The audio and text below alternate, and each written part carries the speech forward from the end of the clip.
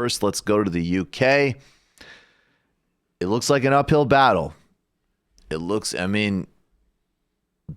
right wing of the Labour Party, the Lib Dems, a biased press, a corporate oligarchic class, a one-dimensional fixation on Brexit, even as Jeremy Corbyn has emerged with really the only workable position on Brexit, have really conspired to hurt Labour Party's poll numbers, even though if you could step back a little bit and think about this a little bit rationally, this Labour Party is the only thing that can save the UK from just full catastrophe. I mean, the UK is already in decline. It is not an empire, obviously. It is also not going to be Singapore or Dubai. Obviously, leaving the EU is a massive own goal, a huge undermining of its strategic position, but it also reflected, of course, this same broad populist anger that can manifest in smart ways or manifest in incredibly destructive, stupid ways. Trump, Brexit, all the rest. Especially when there's no real left alternative. There is a real left alternative in the UK. The Labour Party has put forward one of the best manifestos really of modern politics. You're talking about incredible plans on housing, climate, labor, wages, and safeguarding the NHS, which will be not only on the chopping block if the Tories get a full majority. I have no doubt that privatization schemes are in the works. So if you want Donald Trump, and believe me, there's a whole bunch of, you don't want to hear about United Healthcare or Oscar or Cigna or any of these other horrifying companies. If you're in the UK and you've managed to not have to deal with any of these to get your healthcare taken care of, believe me, you don't want to vote for Tories or Lib Dems and change all of that. And it's going to take a lot of thoughtfulness and a lot of effort because the deck is stacked in the Tories and the right wing's favor. I don't know why this happens. There's a lot of theories. The BBC and the British press in general has been virulently anti-Corbyn in the most vitriolic, personalized, dishonest, insane, and unhinged terms. I don't know why this happened. It was bizarre. It is a bizarre cut. And Boris Johnson should be getting this question every day because he's absolutely dishonest. He's absolutely reckless. And he absolutely will continue to be. I mean, that's what's incredible. He already has been a disaster as prime minister. He'll continue to be. Check out this clip. This is from the 22nd. I see. They do it. They do 22, 11, 19. Yeah, excuse me. I got a little confused there. Yeah, 22nd month of the year. Check this out. This double November. It does feel like we've had twice as many months this year. It does. So, the first one is BBC Question Time from the 22nd, and the second one is BBC News on the 23rd. But it's the same clip. Hello, Prime Minister. I'd just like to ask you, how important is it for someone in your position of power to always tell the truth? I think it's absolutely vital. So there's laughter at the beginning of that. Everybody's laughing because Boris Johnson is even known affectionately. I mean, there are a lot of parallels here. Even some people find him a super charming liar. Ugh. Everybody knows the guy lies a lot. Yeah, so we'll play there's back here. Always tell the truth. I think it's absolutely vital. While the Prime Minister faced questions on trust. How important is it for someone in your position of power to always tell the truth? I think it's absolutely vital. No laughter. So, look, I'm not going to go, full... I'll just say it's weird. It's a weird cut. I edit videos for the Majority Report every day. Right. It's very simple just to clip out a split second that might be a little bit more embarrassing for a candidate or not. And you chose to do it. And when you have constraints for TV, you can just say, oh, well, we needed to mark this down for time, so we got rid of that. But I think they're covering Boris. No, it's literally 2 seconds. I think they're definitely covering Boris. And look, it's a classic case where you have a guy, and I don't think that, I don't know what, I don't, he was like a tabloid columnist. and he's a right-wing politician.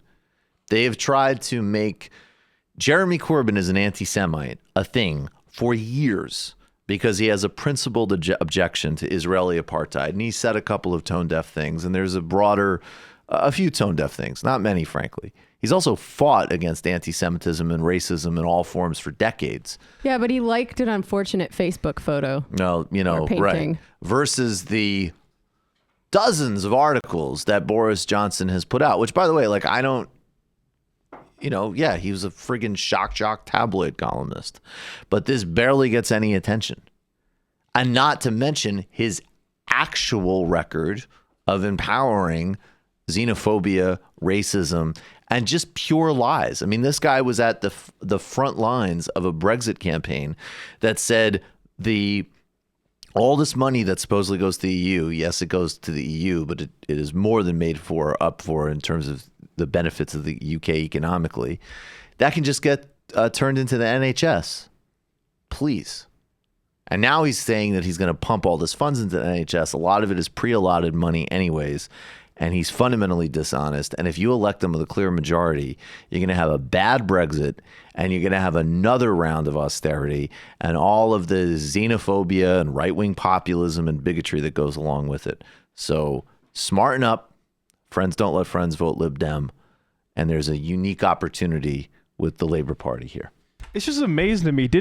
Haven't you learned the lesson about the Lib Dems? I don't know. Yeah, the Lib Dems under a leader who is certainly more impressive than the current one. And by the way, that just means like not totally. Are you kidding me? It's like, seriously? I mean, Cameron is historically bad. No, Clegg is definitely historically bad. Clegg. Okay. Nick Clegg. Right. Cameron was the conservative, but they're the same person. So the Lib Dems, they're like the centrist Democrats, kind of, right? If they had gone, I mean, basically the Lib Dems ran in 2009 in a few respects to the left of Labor, because the Labor had been moved so far to the right. And then Nick Clegg went into coalition with David Cameron, proceeded to reverse all of their pledges, and was a co-partner for 5 years in like the most ruthless, grotesque austerity cuts that, I mean, they would go pound for pound against any. I mean, they self-greased themselves without an external, because this is what the Tories want to do. Even though they were allowed to maintain their own currency. You cucks. Yes. Even though the Lib Dems were partners every step of the way. And they wouldn't do an emergency partnership with Corbyn to block a no-deal Brexit. They claim to be the force of social toleration and liberalism. They barely even pretend to care about economic issues and justice anymore. They don't admit it, but everybody knows they're to the right on those issues. They're supposedly going to be the voice on pluralism and the rights of the LGBTQ community and so on. But then any Tory defector that wants to join their party, even with the most loathsome anti-gay, anti-immigrant records, they welcome with open arms because they have no center. Ironically, the center has no center in terms of any kind of bearings. They are totally opportunistic. They have no strategy. They have no value set. If they get near to power, it will almost certainly be to empower and partner the Tories. And I guess, Nick Clegg would give a John Stuart Mill appreciation speech while he sent millions out of their homes and others to early deaths with Tory cuts. This new leader, I don't even know. She'll go on like Question Time and say what her like top 3 favorite Bruno Mars songs are or something. She's literally I'm sorry. Anybody can raise themselves in stature in their new positions, which she is not. And her background is literally, I think, as a FM radio programmer.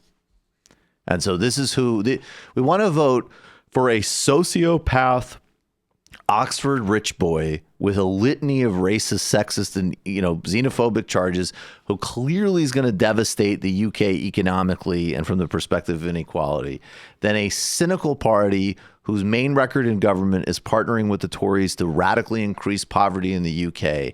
And we all need to do this just to prevent a couple of decent Labor Party politicians who desperately want to do a green housing initiative and protect the NHS and don't want to be complete pawns to U.S. empire and occasionally speak out on a human rights issue or two.